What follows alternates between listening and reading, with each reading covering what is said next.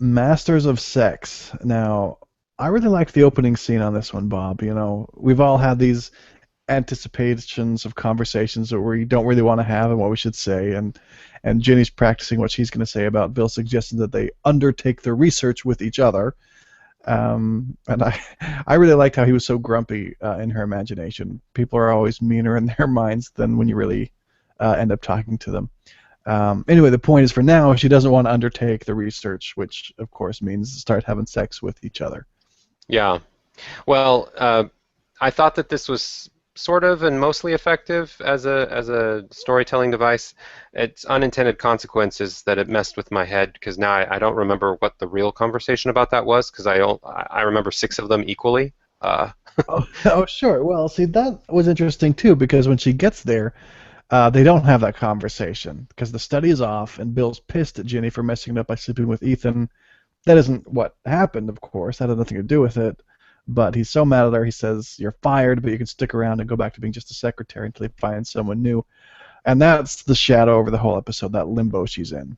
Yeah, no, and I got that, but then toward the end of the episode, we get the real, and we don't have to talk about it now. But by the time we get the real reality of what happened in the conversation about the conversation she was playing out in her mind at the beginning, it felt similar to some of the other ones, and now it's just me not taking good enough notes or just misremembering because they Wait, all blur together.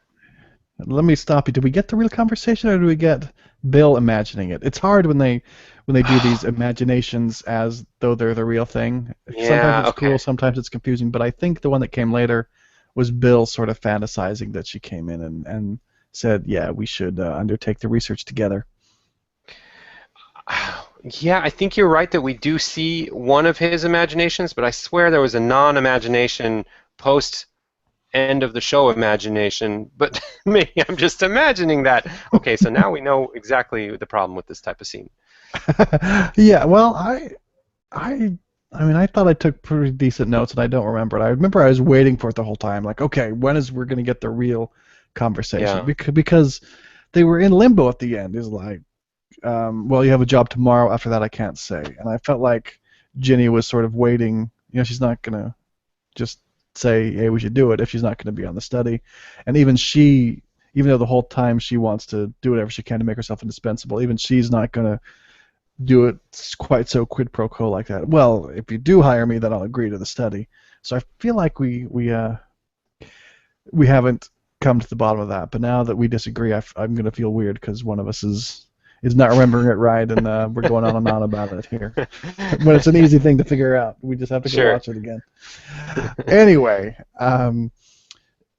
so okay, where was I? So the study's off, but that doesn't stop Bill, of course. He decides he's going to go talk to Betty at the brothel, and he wants some volunteers there. But she is deciding to negotiate, and she says he'll have to get her a job at the hospital. So he Yeah. does, and they move to the cat house. And in the middle of Bill's presentation, the cops come and haul everyone off. Now, luckily, the police chief is one of Bill's patients, so bail gets waived. And I just sort of wondered, that has to be true, right? Because this is based on a true story, and I thought it was a little bit convenient. But if it actually really happened, then I guess I'll give him a pass. Yeah, I wondered that same thing. There's a lot of stuff going on here that is, truth is stranger than fiction-esque type of content if it's really all based on true stuff, or it's hard to know what's been dramatized, but that was definitely one that I was hoping was true. And the other thing that happens because of that is Bill's. Uh, we get some really interesting territory. Their sexual connection or lack thereof it, because we've already known that she's really annoyed that Bill doesn't seem to be into her at all, and so then at a brothel, she's like, "Oh, great! So you are sexually attracted to someone, just not me." And later on, it's like, "Oh, so if you're at the brothel looking, hey, I'll do that for you. Don't do it." And you can tell she's very disappointed because she just can't get anything going as a connection with her husband. Right, and I almost feel like this episode, maybe we'll get to some of the other things that Bill did, but he doesn't come across nearly as likable as he did in the first episode. He has all sorts of flaws, and I don't know if he's trying that hard with his wife. It seems like it's a very pragmatic sort of relationship for him, in that he needs to have a child because that's what you do, and she's there to set up the appropriate dinner parties and that kind of stuff, and that's another thing you do, but he's not really there for her emotionally and not sexually either. It's just very, I don't know. On the one hand, it's a very shallow relationship, but then their conversation in the car ended up being not a screaming match or anything. They were able to talk about it like real adults, which props to his wife for giving him a chance in some ways. But it's still, overall, I felt the episode portrayed the relationship worse more than good, but is Yeah, well, mixed. I think the part that really is along to what you're saying is when she says, you know what, I want Ethan as my doctor back, and it's like, no, that can't happen. But she says she doesn't want to fail him both as a wife and a patient, and he just sits there and lets her feel terrible about it when he's the one failing her as a husband and a doctor. Yeah, and as a dirty liar too, because he's the one shooting blanks, right? To add another twist to this. Right. And she's a lot more broken up about it than he is, and she feels like she's broken or something like that. And When he she's, yeah, knows that's not the case. right. She feels responsible, and he knows that's not the case. And I don't know if this is the thing in the 50s, if like shooting blanks as a dude is super horrible for some reason. I mean, it's not great. You don't want to go advertising it necessarily, but your wife can know, I think, but whatever. I don't know. I think it's just a character flaw on his part. And the way you already mentioned it, and maybe we'll get to it a little more later, but the way he isn't responsive on whether or not sorry, I forgot the name of the lead. Jenny. Whether or not Jenny has the job, that was kind of a dickish move through the whole episode, and yeah, I'm not liking him nearly as much as for as progressive as he is, he sure is pretty old school in a lot of key ways, right? Yeah, well, it's interesting. I mean, we sort of assume we like him because he's the protagonist in the first one, but it's almost like Walter White effect, right?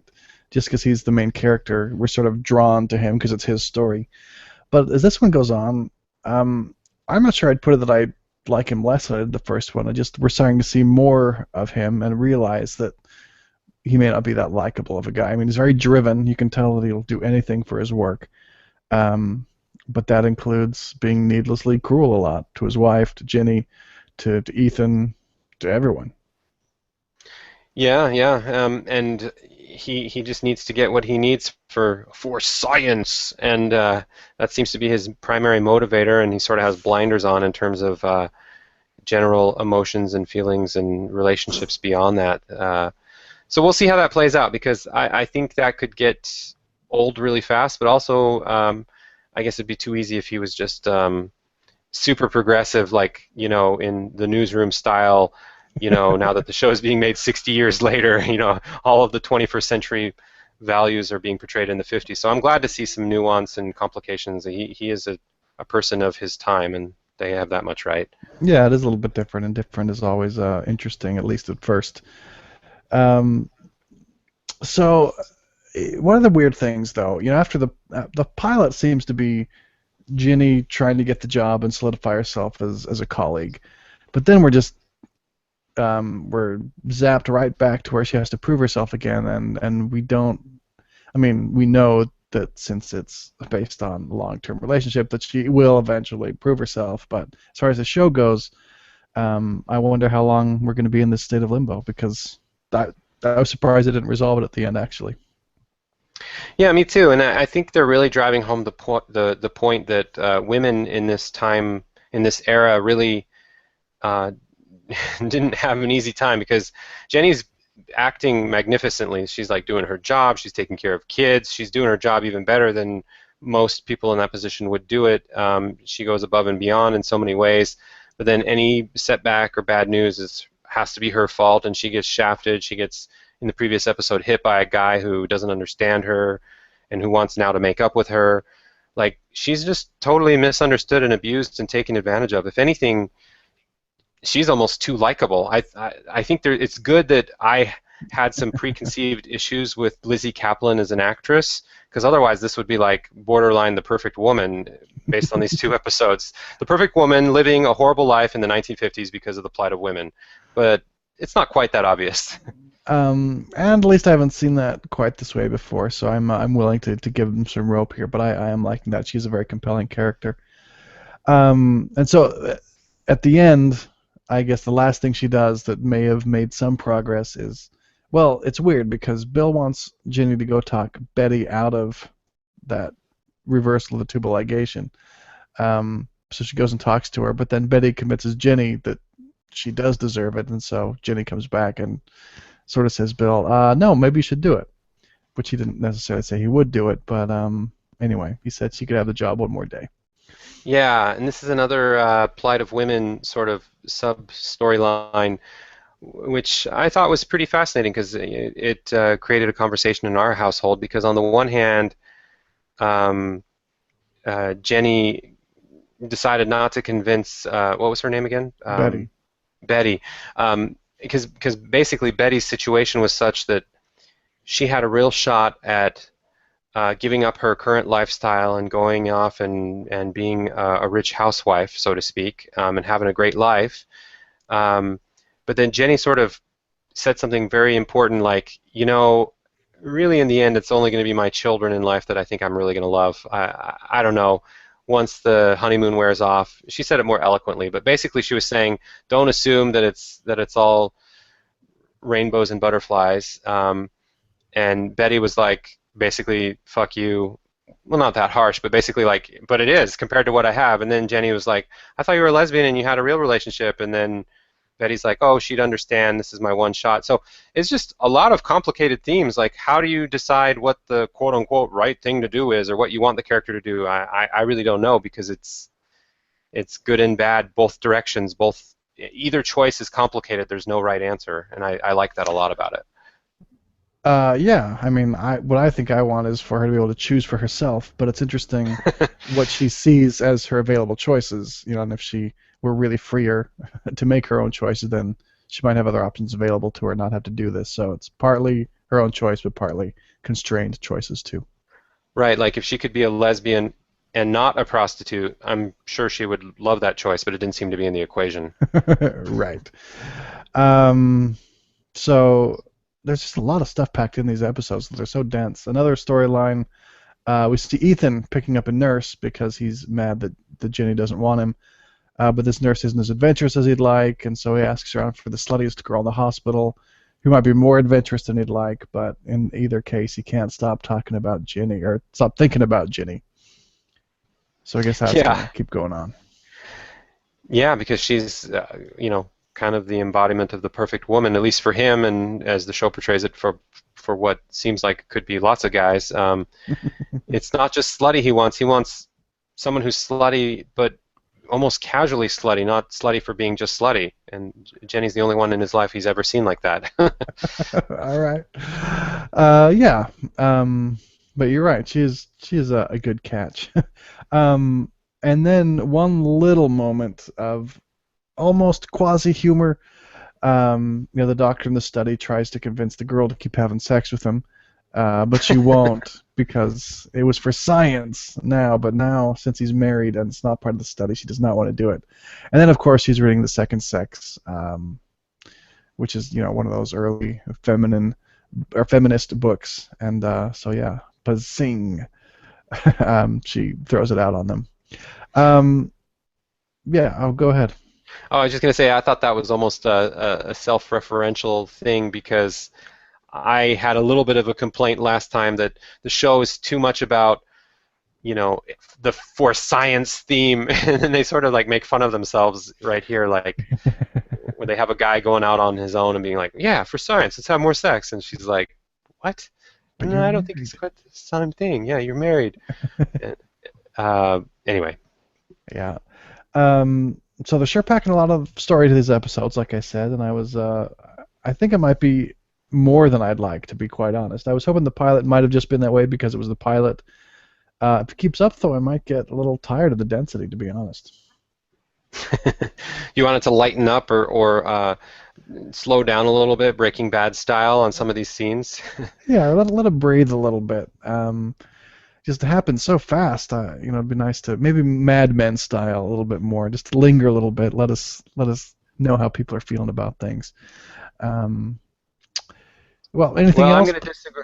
Oh, go ahead. I, I'm just going to disagree with you a little bit there because I actually think the pacing is refreshing. There's a lot of TV getting a lot of buzz and credit for slowing it down and really having you take it all in these otherwise boring everyday life scenes.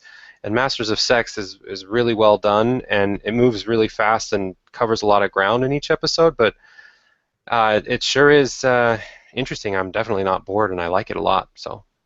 Cool. Cool. Well, I think we're coming close to wrap up. Anything else you want to say before we do, Bob? It's a refreshing show. It's enjoyable. I'm looking forward to seeing where it goes. No annoying characters just yet. Just complex and complicated characters. A lot of density, like you mentioned, but I'm excited. It's good. Yeah. I've still got an eye toward evaluating Masters of Sex heavily with every episode. You got to figure out whether it's in the running to be one of the great TV shows. And so far, it Mm. hasn't disqualified itself. I think it's a period show done well. The story wouldn't work. It wouldn't quite be the same if it were set today. So that's one thing that makes it work as a period piece. But I would like to see a little bit more range in tone. In addition to be nice to have at least some parts where it opens up and breathes a little bit. It can keep its fast pace the other times, get some dynamics there.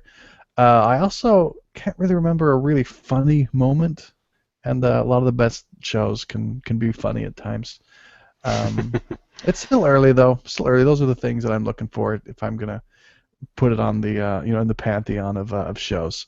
Um, but yeah, so far so good here too. Cool.